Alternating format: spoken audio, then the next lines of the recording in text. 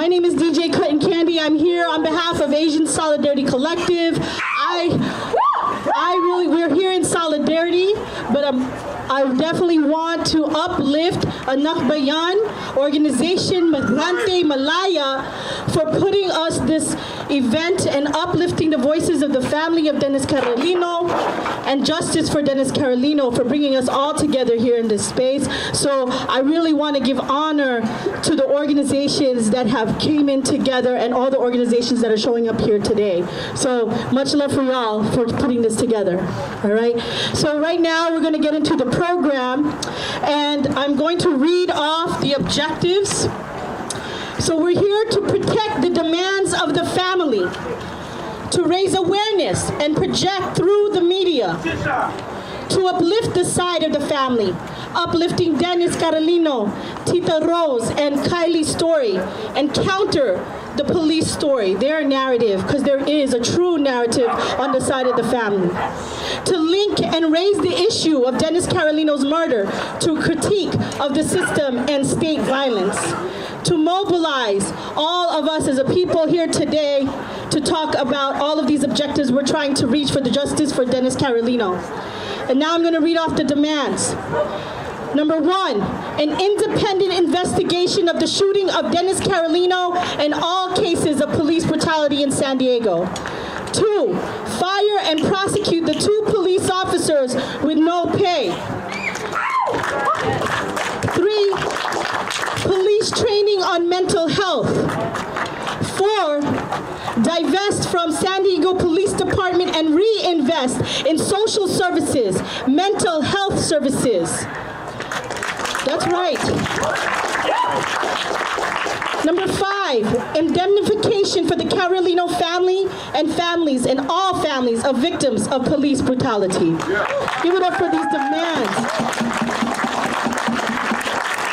So now I would like to introduce the first group into the public speaking over here onto this forum. Oh, we're going to do a Know Your Rights, right? Sorry, I'm falling off the pub.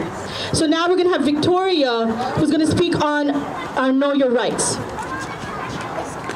Hey everybody, I'm Victoria. I'm going to be the security lead for today, so if you have any concerns or questions, please direct them to me. Is it on? Yeah. Okay. Okay.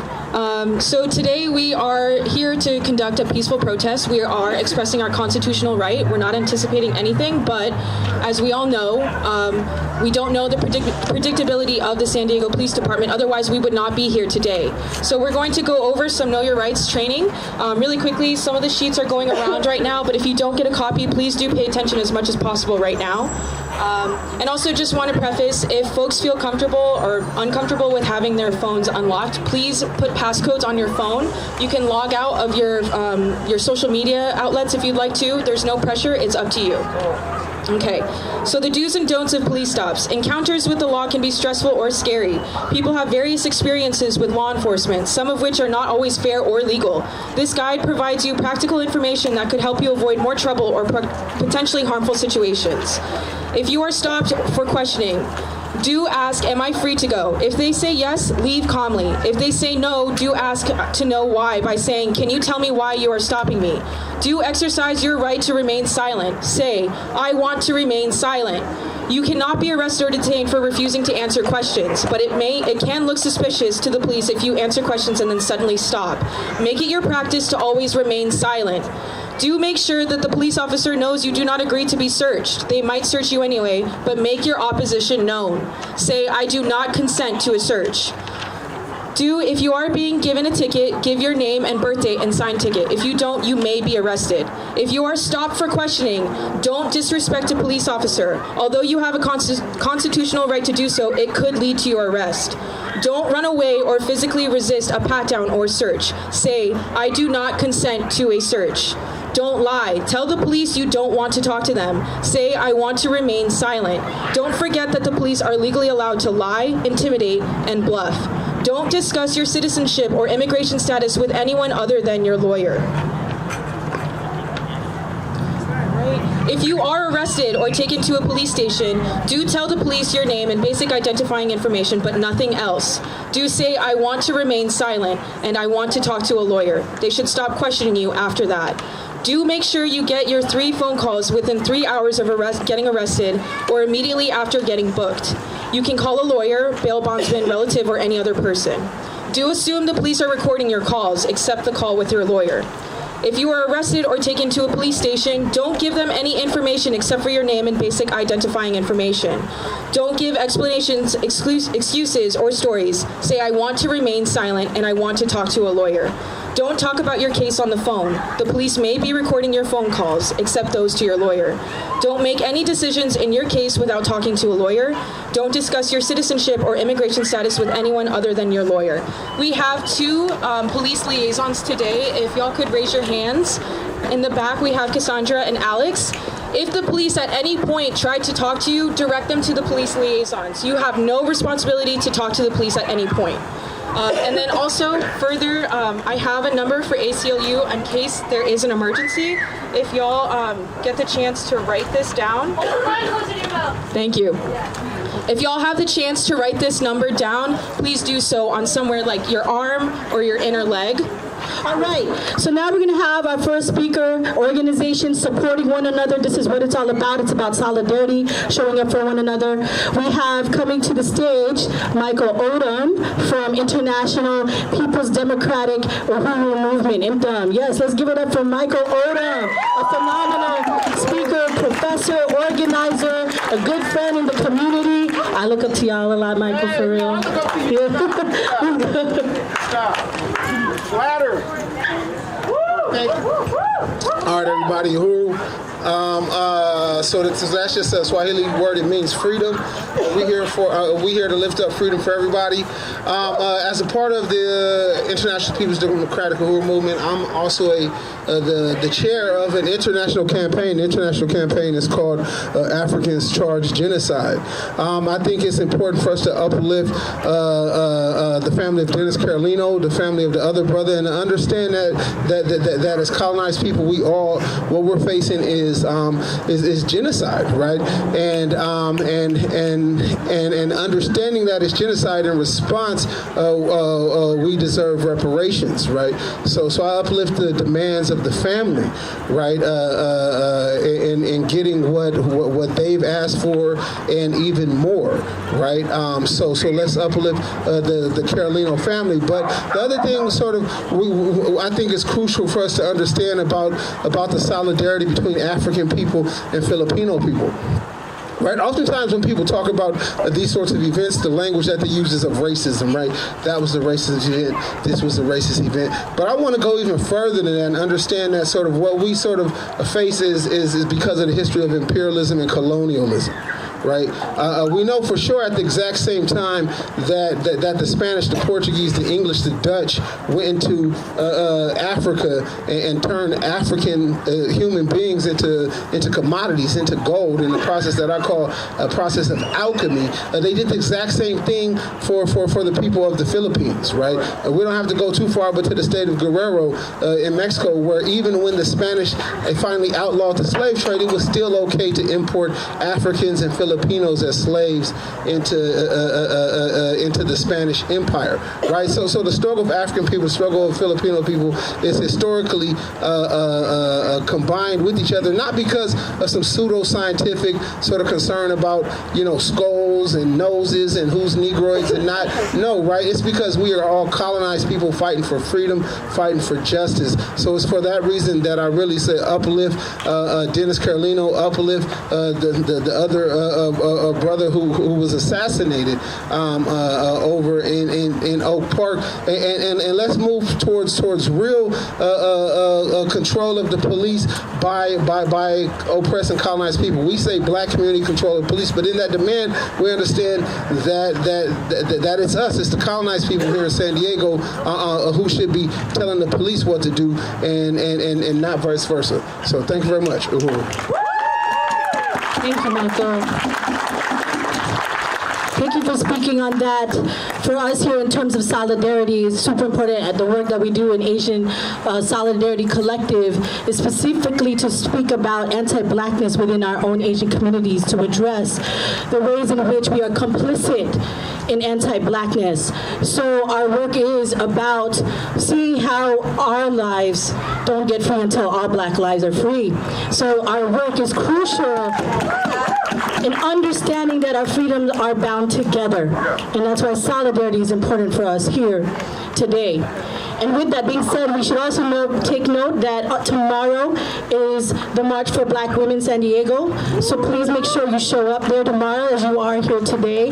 A lot of the organizers could not be out here today because there is the Black Women Summit today as well. So I would like to call on next from the Racial Justice Coalition, who's been doing a great amount of work here in San Diego as well, has also been showing up as well for Toby Diller's family. We have Darwin here, who's coming to speak on behalf of Racial Justice Coalition. Thank you, Darwin. Thank you. And thank you, organizers, for inviting us, and we are pleased with the Racial Justice Coalition to be here.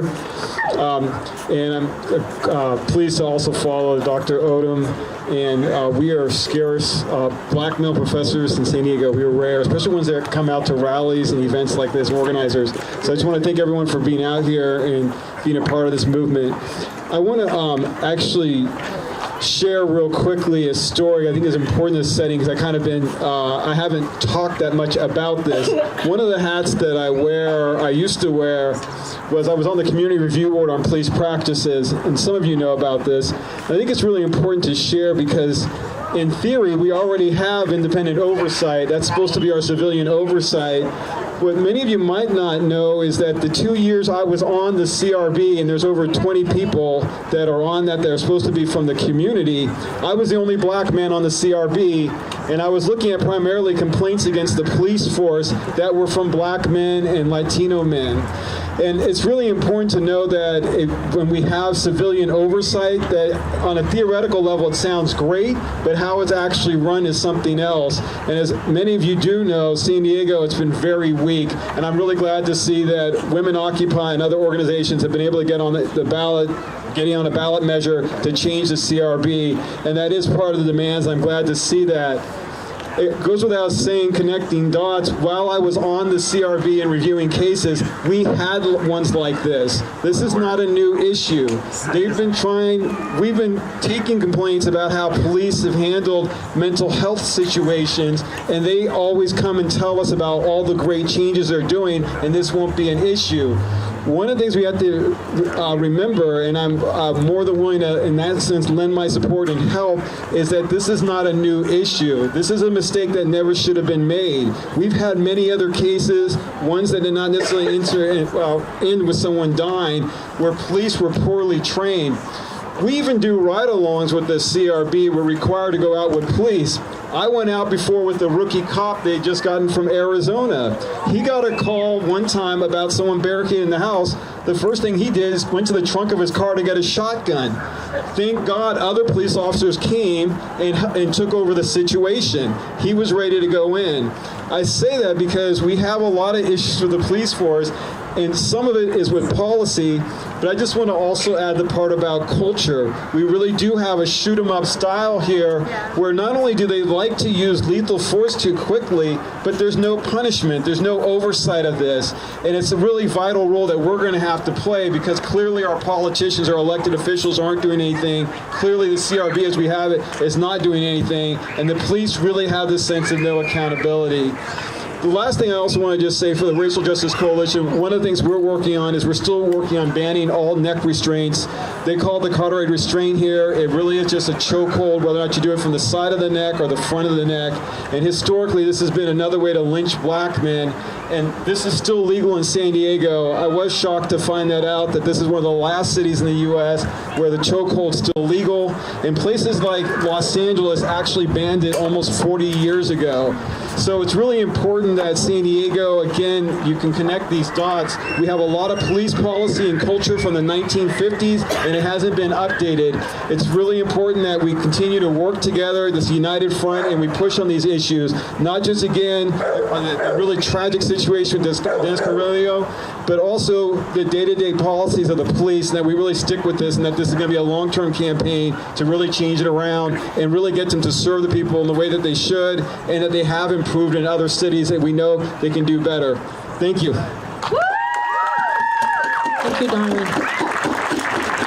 All right, on top of Racial Justice Coalition being here, we have present all the organizations that have endorsed and supported this action to happen today, which is Asian Solidarity Collective, Migrante, the Malaya Movement, Pillars of the Community, Socialist United Party, San Diego, Party for Socialism and Liberation, Colectivo Zapatista, United Against Police Terror, IMTM San Diego, and the International People's Democratic Uhuru Movement, the Brown Berets de Aztlan, San Diego Tenants United, Unipro San Diego, and For the People of San Diego.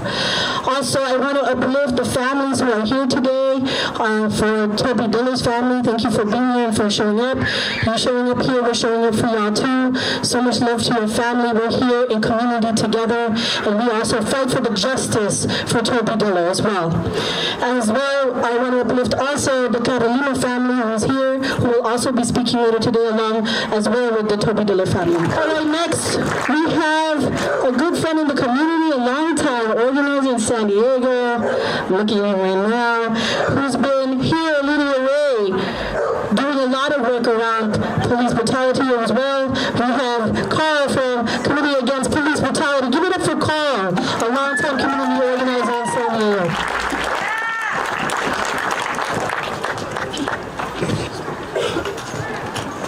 How y'all doing? Come on, this is a protest. How y'all doing? You know, when they kill one of our people, they always say justified. But we say homicide. They say justified. They say justified. They say justified. We can never let them forget. They can call it what they want to call it, but we know murder when we see it. We know when you seize upon a person who is poor and they're houseless, and that you enact policies that put them in jail because they didn't have a place to live, we know that's not nothing to do with justice. We know you're attacking a part of our working class. That's what you're doing. You're criminalizing being poor. And as a community, we can't stand for that no more. We have to understand that this goes back to the beginning of the very first police department. It's not an accident that they're killing people. It's not an accident that the people who are doing killing are getting away with it. That is part of the plan. They never intend to get people who kill with a badge on. They never intend to jail them. They only jail them as a last resort when your pressure is too much. That's how you get them in jail. So you've taken the right step first by coming out here and saying, we're not going to stand for it with Dennis Carolino, Toby Diller, or anybody. We're going to come out to this park and we're going to make a noise. And you might think, oh, it's just a small amount of us, but they're watching. This is the one thing that can undo them. What you're doing right now, they know it. And so don't listen to people say, oh, you went out there, you went to that small thing. It wasn't. They'll watch, believe me. Believe me when I tell you. It petrifies them to see people in motion, people with the right message, people saying, we're not going to stand for it no more. Don't ever think that you being out here in small numbers ain't making them scared, because they're scared. I want to say that it's up to us to protect our communities. You know, looking back at the police and looking at what they did all the way up to now, I understand now we're never going to get justice from them. They're never going to protect. We have to protect our community, and we have to remember that we were responsible for doing that at one time. But we protected our own community before the first police departments ever were made. It was us protecting our own people. We got to remember that now. We can do it again. We have every resource possible now to do it. All we got to do is do what we always do: organize, get together, and plan. We have to go to each community, and say, what is the need in this community to be able to protect yourself? See, we're not going to build anything for ourselves as a community until we're able to protect ourselves, because if we do something positive, and when I say positive, I'm saying away from them, away from their state. I'm saying for us, when we do something like that, it's a threat to them. Why do you think they went after the Panthers? Because they were black? Well, that was it too. But because they dared to organize their community outside of the state's interest. Look at every time that they go into a community. Look at the MOVE organization in the mid-'80s. Bombed 62 buildings, bombed. Women and children bombed. Why? Because they dared to live outside of the state. And so I'm telling you this because when we begin to move as a community, and I'm not just talking about people fighting police brutality, I'm talking about all of us, all the things that we do to alleviate the suffering of our people. I see a lot of beautiful people, and I know a lot of you do a lot of different things, and it's all good, but it's got to be protected. Even if you have like a food collective or something, that's eventually going to have to be protected, because as a food collective, you might be called upon by some community members to help lend some food. And you lending food is a threat. You giving people food is a threat. Don't think it ain't. It is. That's how they see you. That's how they see us.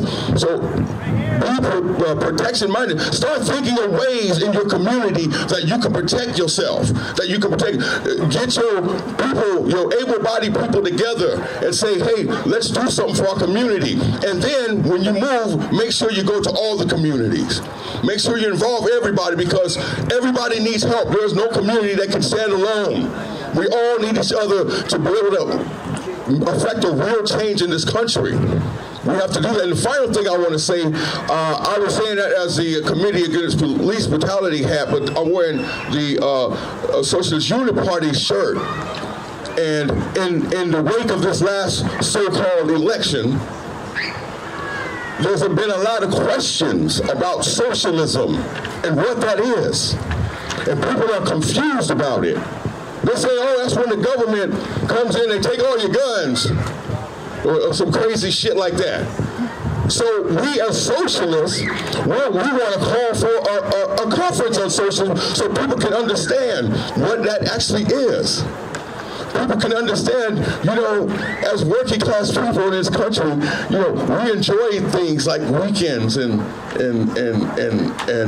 days off and a 8-hour workday, not because the capitalists say, well, let's give them some days off. No, because people like me, socialists, got together and started working against them.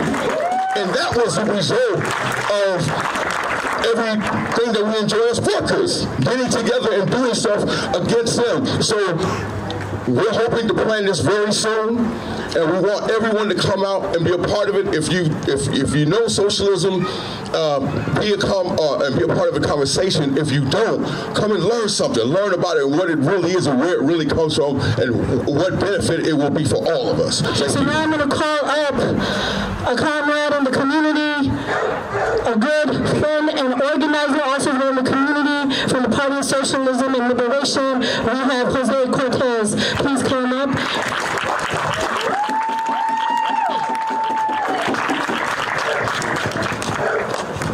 Thank you so much for the introduction, and thank you everyone for being here. It's important to support the families who have suffered such a great loss at the hands of the SDPD and the hands of the militarized arm of the state that right now is oppressing our communities. I got into organizing at a very similar fashion to what we're doing right here, right now. When the police department in El Cajon murdered Alfred Alongo in the parking lot of my dentist's office that shares a parking lot with Pancho's Tacos.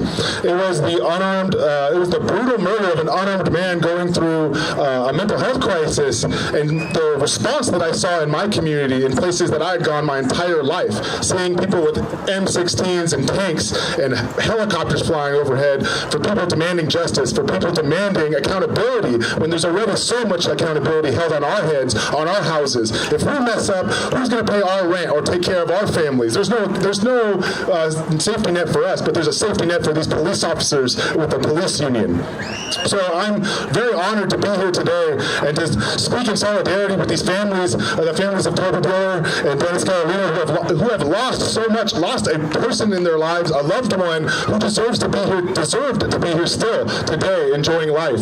So I also want to talk about my experience as a survivor of police brutality and as a part of fighting for justice for Alfred Alongo and El Cajon. When we came together, I saw a bunch of people coming together for justice, coming together for answers to the questions that all of us deserve. Why was my loved one shot brutally? Why was my loved one not given support? Why were they apprehended like a criminal when there was no crime being committed? All of these questions were met with tanks and guns and violence. Violence that I saw people being separated from their children and elderly people being pushed to the streets. In that moment, I saw what we were up against as a community, as families, as workers. We were up against a state, an infrastructure that was supported by people being paid to be glossy-eyed while they oppressed us, that were being paid to uphold laws that were devoid of any sort of morality. And so, in that moment, I was fortunate enough to meet organizers who helped me connect what we were fighting and to how we were supposed to fight it. And that's together. Like the comrade was mentioning, we need to come together to bring an end to these violence in our communities by taking back our power, by fighting in our workplaces, in our churches, in our schools, to bring these issues and connect them. The militarized police that's terrorizing our communities is terrorizing other communities all over the world. And when we come together, we actually have the chance to end that oppression and end that violence by actualizing our power. So I really want to, extend my solidarity to the families who've lost someone important in their lives at the hands of people who feel unaccountable, untouchable. And we're here to show that a movement of people can change that. So please reach out to an organizer. If you're not already organizing, reach out to somebody in your community that's doing this work, like Anak Bayan, like any of these organizations that are here today, and get involved. Because just like me, I got involved right here in a place like this. Anybody can do this, and all of us, when we come together, can be stronger, just like a bunch of arrows, unbreakable. So thank you very much for your time. I look forward to a great march, and let's turn up and show the SDPD that we're not going to tolerate them killing our loved ones without any sort of accountability. Thank you very much. I want to bring up somebody who's been going hard in our community, like showing up, not just at actions and protests, but daily out in the street with their partner and cop watching. I don't know how many of y'all know how hard cop watching can be. You're constantly putting yourself at risk, and in ways to protect the communities and inform our communities, letting us know what's going on and who they're profiling out there. So I want to introduce Catherine Mendoza, who's been a long time also organizing here from Copwatch. Come on out.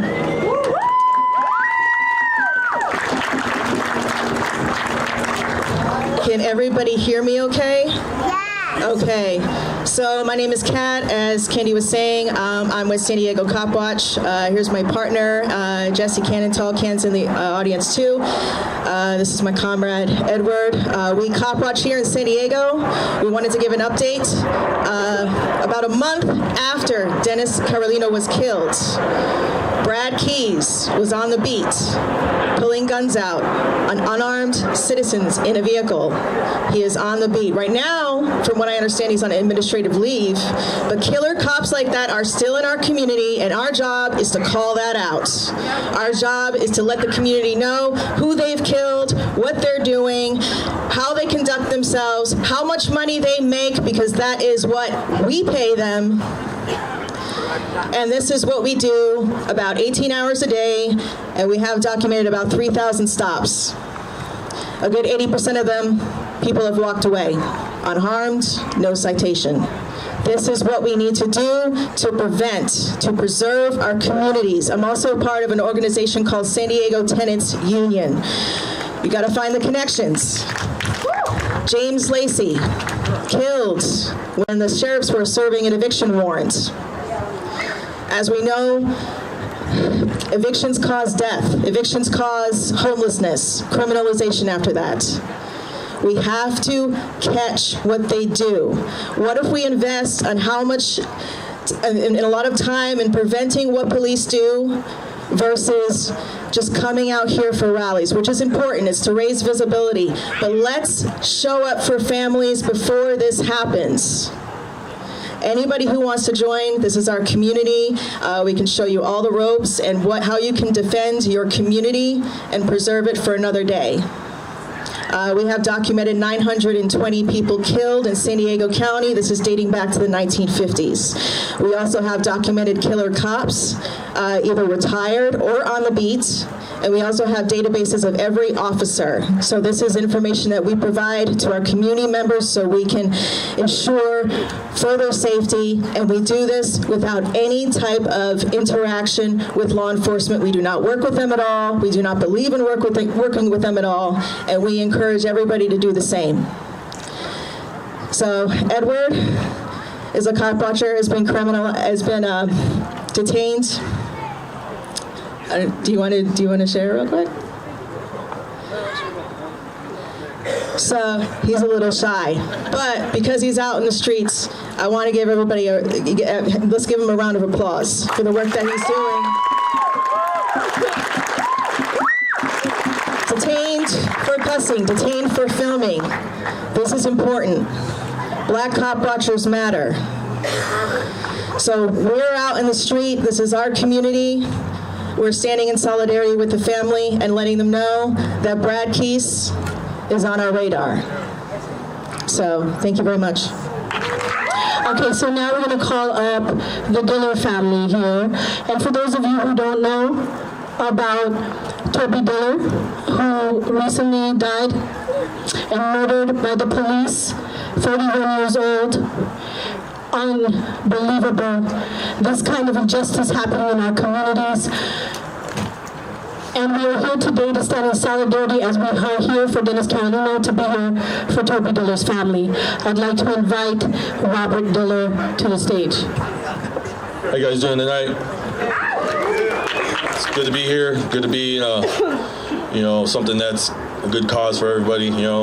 Fortunate we're here, but I'm not going to speak too much on, what's going on with all that. I just here for today, for us, and maybe we could just all be a well-oiled machine, just marching down the street, and I just hope that, we just stay strong, and yeah, that's it. I don't really have much to say, man. I'm sorry, I just want to be here in support for the Dennis Carolino family, it sucks, man.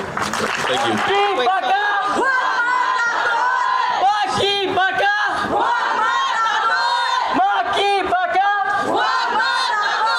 We demand justice for Dennis Carolino! We demand justice for Dennis Carolino! We demand justice for Dennis Carolino! Maki baka! Hi everyone, I just want to thank you all for coming out today. This audience is crazy. It's unbelievable, so thank you all. My name is Nicole. I'm with Anak Bayan San Diego, and we're a Filipino youth and student organization fighting for genuine democracy and true liberation towards socialism in the Philippines.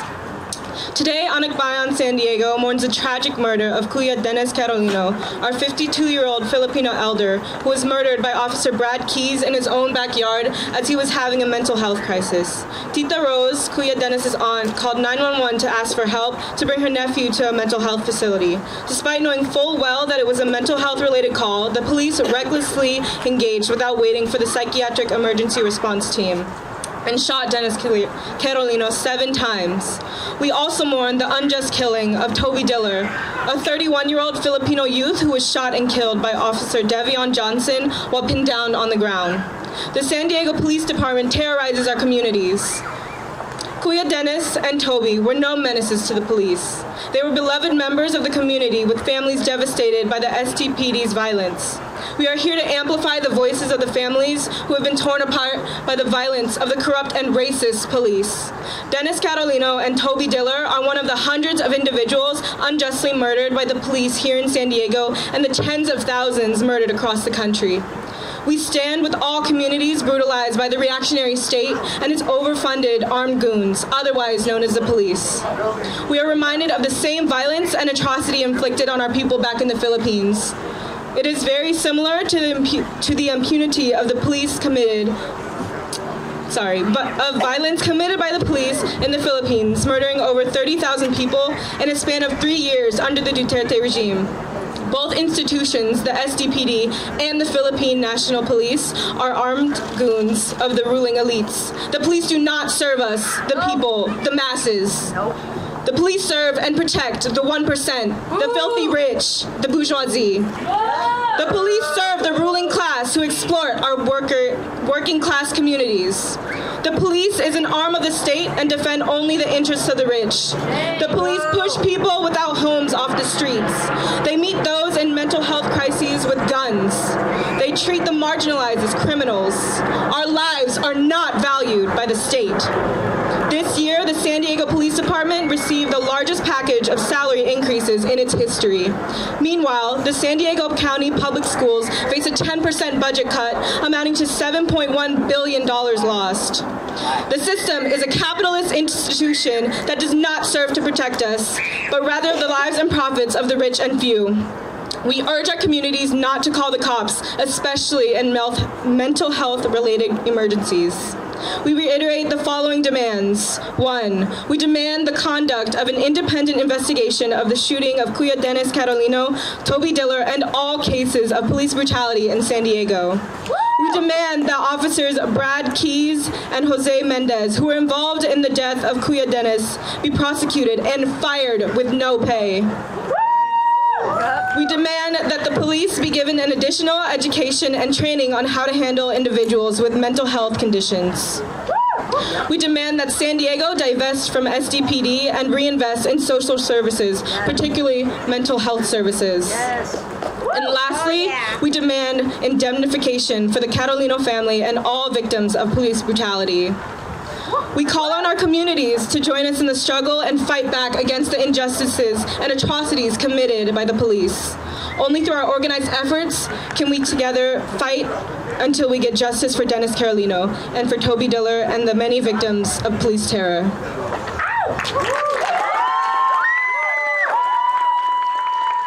I just wanted to also reiterate that we are the masses, and without each and every one of you coming here, we wouldn't have been able to make this happen.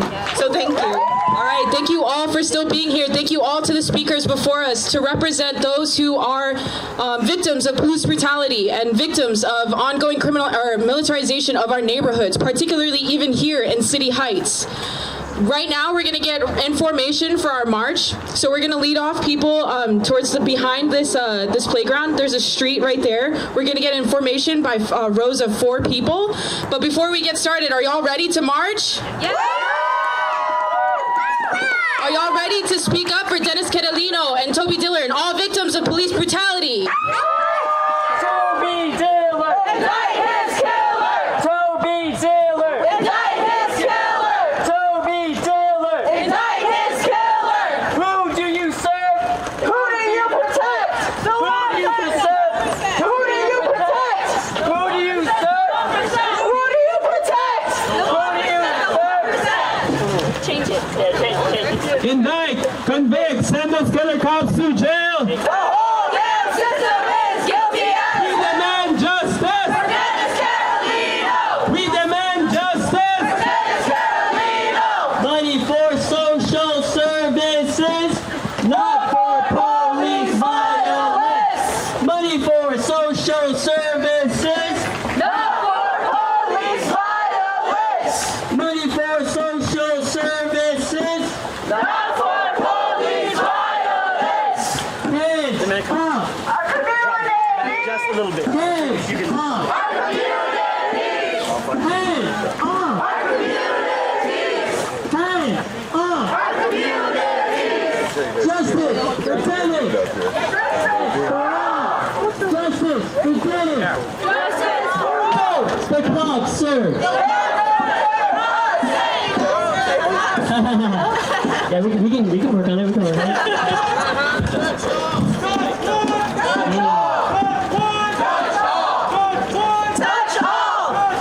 Touch all! Touch all! Justice for Dennis. Justice for all! Justice for Dennis. Justice for all! Justice for Dennis. Justice for all! Justice for Dennis. Justice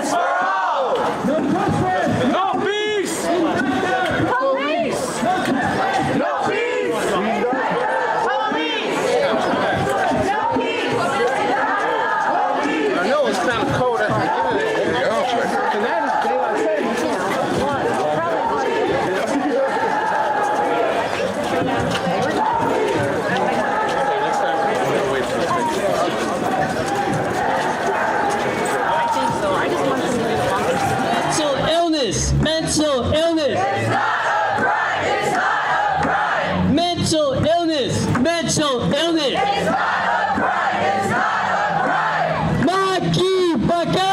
What Maki baka. Maki baka. No one expected the tragedy that would come of this. As a witness to this event, I'm so disappointed with how the situation was handled. My uncle was not given a chance, as violence was immediately used. Within seconds of the officers rushing into the backyard, I heard gunshots. My grandma had requested help from the psychiatric emergency response team. However, the officers did not wait for their arrival. The methods of the SDPD need to be investigated. Officers need more education when it comes to people with mental health issues. Our community should be able to trust that the police are willing to serve and protect us and our loved ones. We want the officers involved to be held accountable. Jose Mendez and Brad Keys were the responding officers. Brad Keys' body footage shows that an officer saying that a PERT clinician would do an evaluation and tell my grandma that everything was going to be okay. However, Officer Brad Keys shot the gun that took my uncle's life. My family is still searching for answers, and sadly, we may never receive them. We want justice. We want to work towards preventing something like this from happening again. I'm honored to be my uncle's voice because his voice was taken away from him. I hope to bring more awareness to the issues at hand. Mental health services, police injustice among minority communities, and lack of accountability for police officers and police departments, and the use of unnecessary and reckless force and violence. Today, we take time to remember my Uncle Dennis and many others who have fallen victim to police brutality. Today, we fight for justice for our loved ones. No amount of words can express the pain and frustration I feel and that my family feels, but Dennis will live forever in our hearts. Though my uncle's death may seem unspeakable, we will not be silent. I want to thank Anak Bayan and all of you for showing up and showing your support and shining light on my uncle's life. Thank you. I am the aunt of Dennis Carolino. My other niece take care of him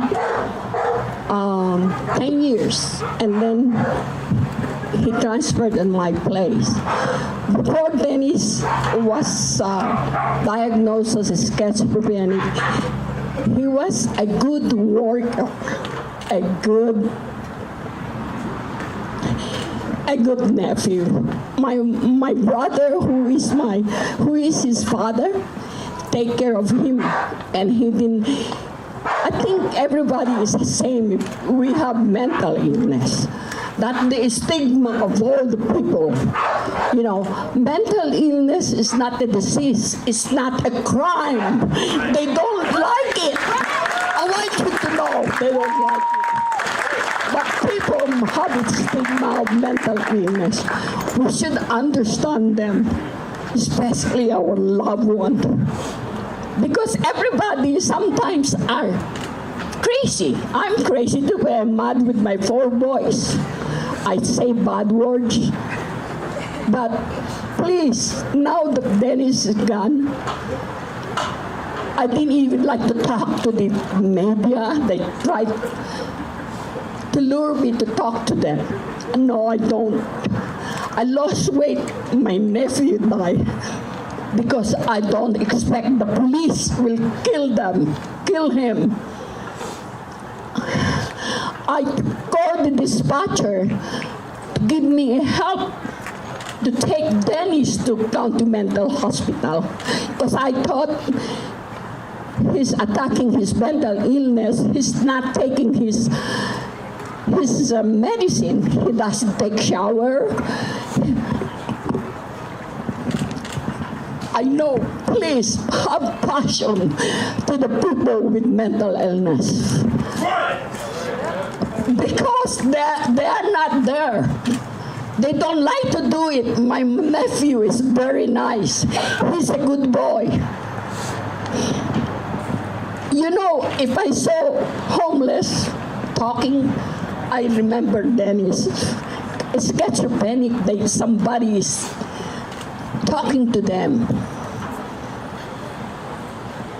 I was not able to eat much thinking about Dennis because I'm blaming myself. Why I called police to ask help? Why? And my family didn't talk to me. Dennis is a nice boy. Even my neighbor, they know Dennis. He walked, pick up bottles. He smoked too much. That's the only thing. But Dennis never hurt anybody. Never say bad words. And now I understand. All of us have a stigma of mental illness. We discriminate them. We prejudice them. We become prejudiced, because it's different from us. They don't know what's right and wrong if they have their mental affecting them. But they are good people. They are good people. They are loving people. And really, until now, I can't sleep. I was 179. I lost weight. Because I'm blaming myself. Why I called the police to ask help, and they will shoot him only. Now I'm here asking for justice. That they should educate them. They should train them how to deal with mental illness people. We have lots of money. America have lots of money giving. How come we don't have training for the police? They said they have t-shirt. They didn't work. How come we have that kind of thing? They don't work instead of gun. I just want thank you very much. Thank you for your all.